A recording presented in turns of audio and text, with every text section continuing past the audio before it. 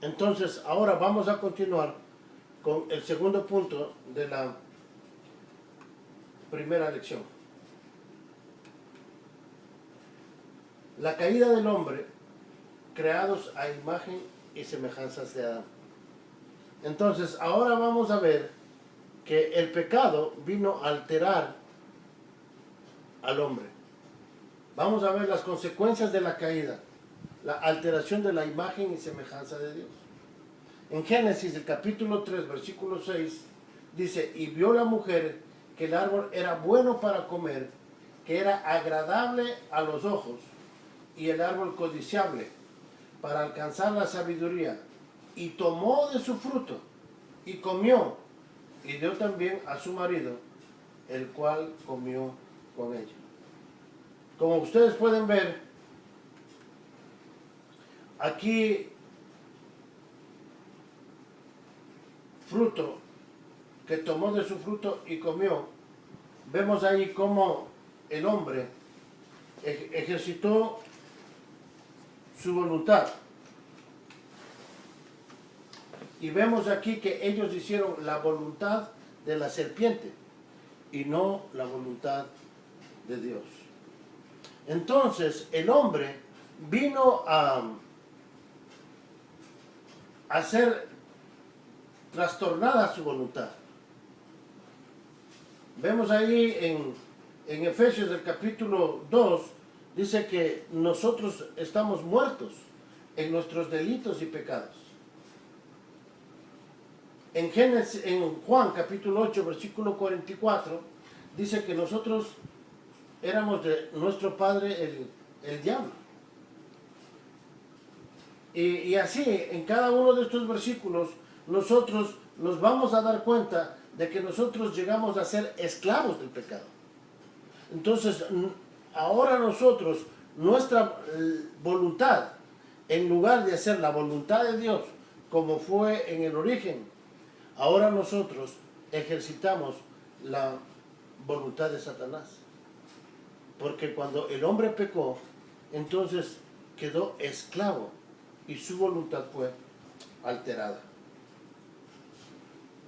Versículo 7 dice, entonces fueron abiertos los ojos de ambos y conocieron que estaban desnudos. Entonces cosieron hojas de higuera y se hicieron delantales. Entonces ahora ellos vinieron a conocer el bien y el mal a la manera de Satanás. Cuando dice ahí el versículo 7 que fueron abiertos los ojos, eso quiere decir de que el entendimiento que ahora ellos iban a tener era un entendimiento ya no de acuerdo a como Dios había diseñado al hombre. Los pensamientos se entenebrecieron. Y como dice el libro de Romanos, y profesando ser sabios, se hicieron necios.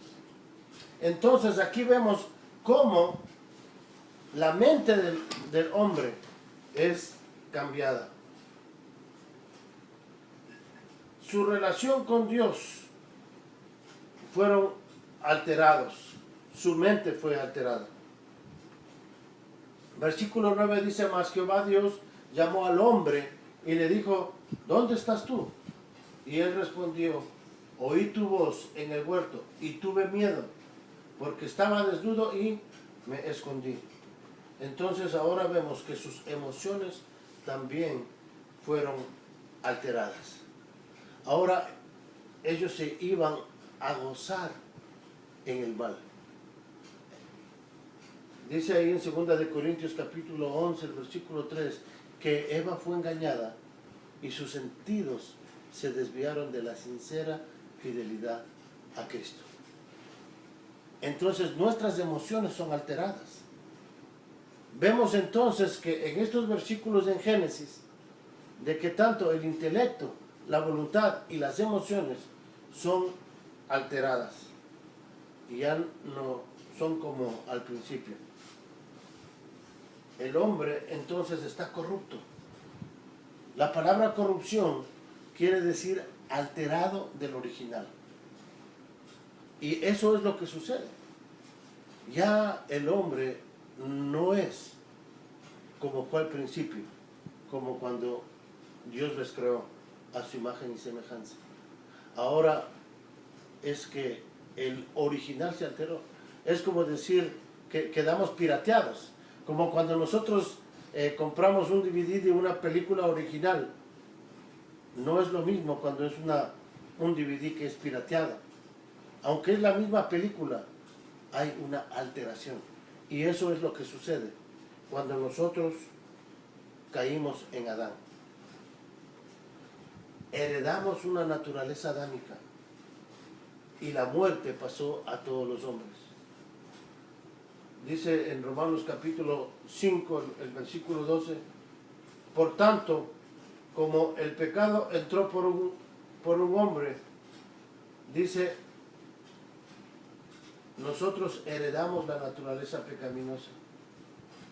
Y dice, y por el pecado la muerte, así la muerte pasó a todos los hombres, por cuanto todos pecaron. Entonces, vemos aquí, en primer lugar, de que el hombre hereda la naturaleza pecaminosa. En segundo lugar, el hombre hereda el juicio. Y en tercer lugar, el hombre hereda la culpa. Esa es la herencia que nos dejó Adán. La naturaleza pecaminosa, la condena y la culpa. Entonces, esa es la realidad que ahora nosotros tenemos que enfrentar. Entonces, Isaías, el capítulo 1, versículo 4, son versículos claves para entender lo que los teólogos llaman la depravación del hombre. Leamos este versículo. Dice, oh gente pecadora, pueblo cargado de maldad, generación de malignos, hijos depravados, dejaron a Jehová, provocaron a ir al Santo de Israel, se volvieron atrás. Y aquí es donde vemos la palabra depravados. ¿Qué significa la palabra depravado? Que somos incapaces de hacer el bien. El hombre perdió esa capacidad de hacer el bien. Ahora ya no iba a glorificar a Dios.